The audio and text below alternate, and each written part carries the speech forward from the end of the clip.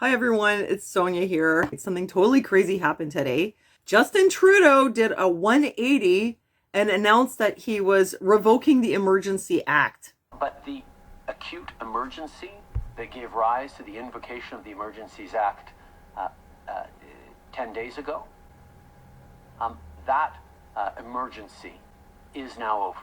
I was, watching the live stream on Global News and my jaw just dropped. I was just not expecting that at all. We're thinking like, oh my God, here we go. Like this is seriously now dictatorship time for us.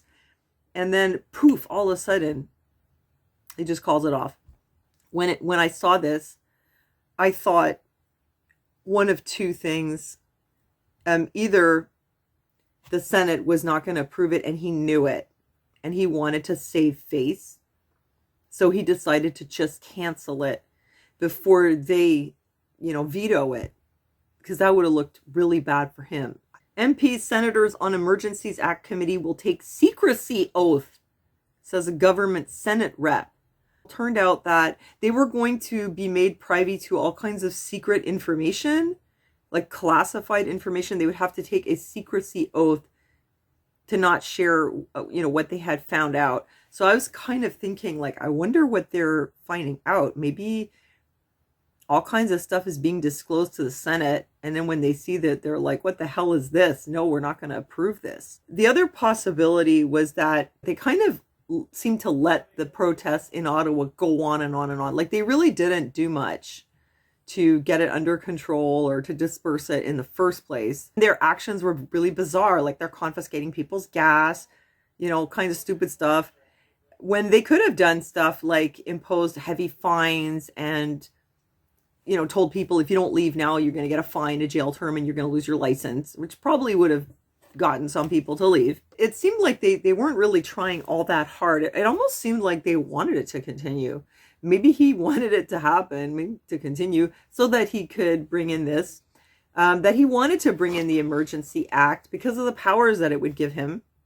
And then why not cancel it when the protest was gone? I think at that point, it could have been that he now had to get the Senate, the House of Commons to back him, just to show Canada that he still has the confidence of the House, so that down the road, when this whole thing is examined and probably some scandals will come out of it, he'll be able to say, this was supported by the Parliament. I had the support of the MPs. As you see, it was voted in with the full support of the NDP.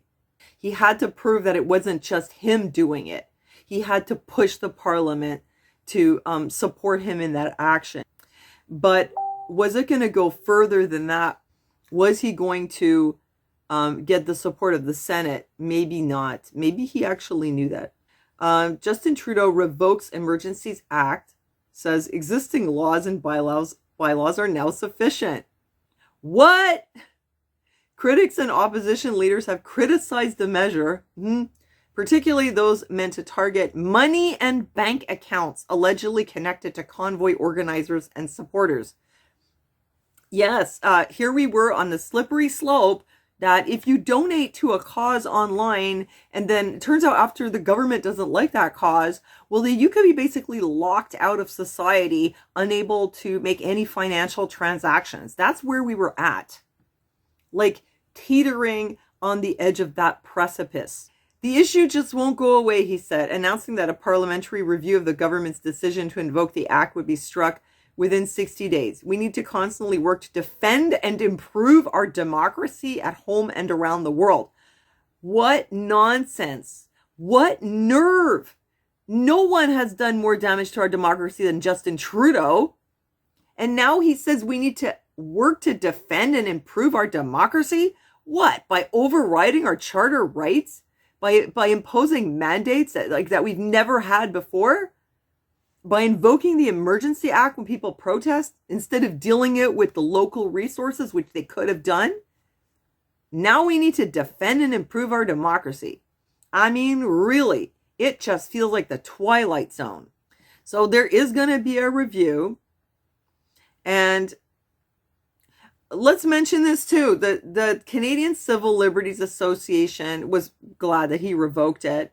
They were obviously very much against this emergency act being invoked. A lot of people, the Senate also, they were saying this is totally out of proportion. Why would you invoke a national emergency with the replacement for the War Measures Act because of 3 streets in Ottawa being blockaded by trucks?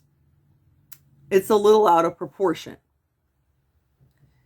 So the CCLA says, even though the orders are no longer enforced, Canadians are left with the precedent that the government's actions have set.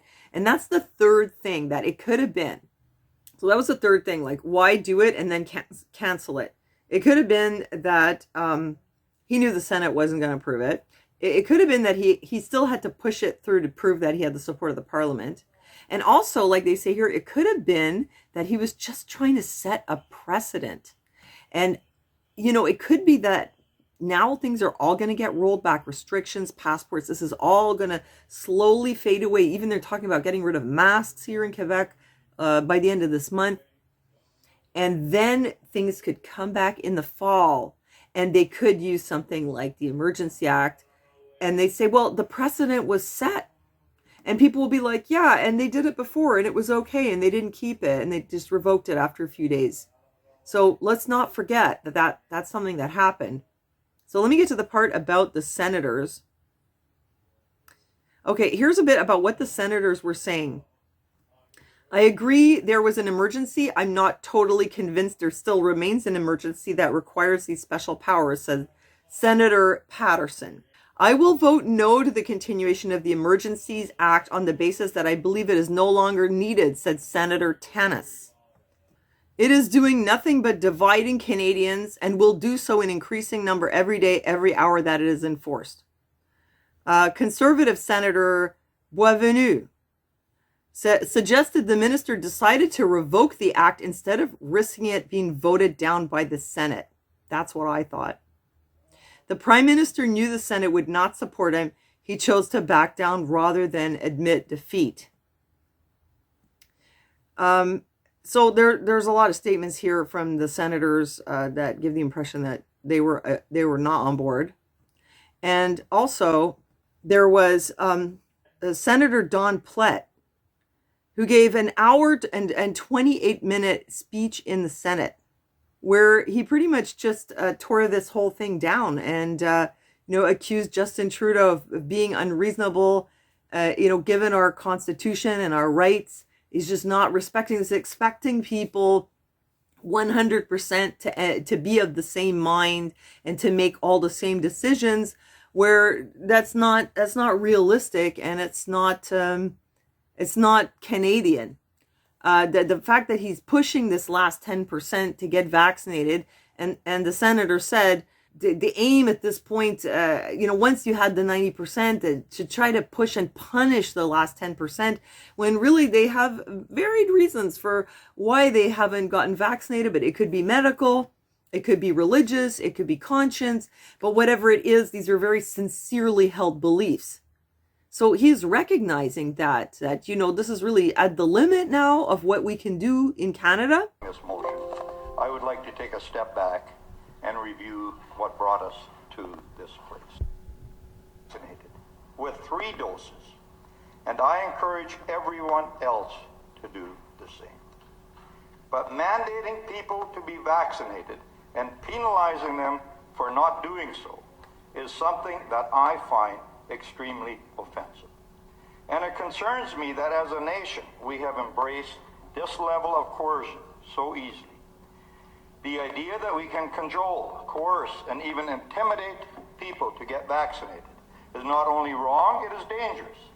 It promotes the fantasy that Canada is a homogeneous society. This is absurd.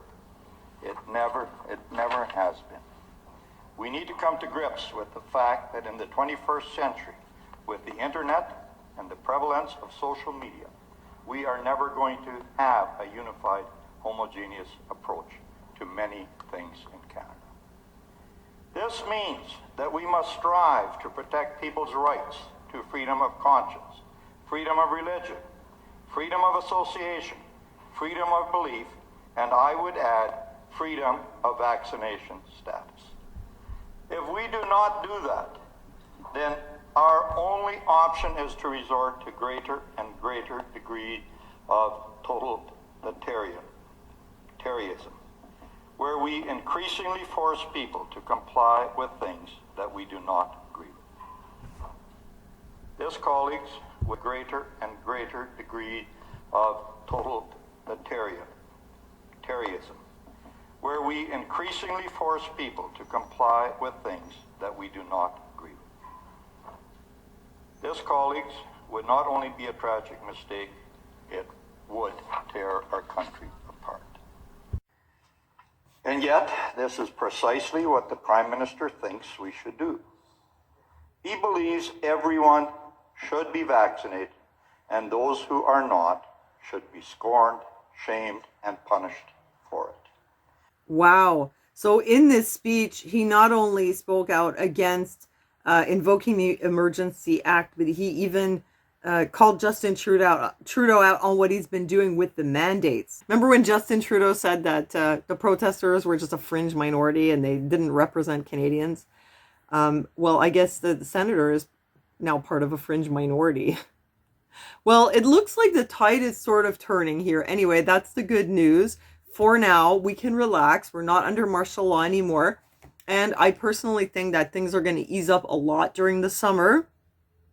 However, I think that there's a big risk that it's going to come back in full force in the fall with maybe even more than what we had before. But for now, there's some good news for you. So I just want to share that with you. Thank you for your support on Patreon. That keeps my channel going. And thanks for joining me in the chat. And thanks for listening to me. And I'll see you next time.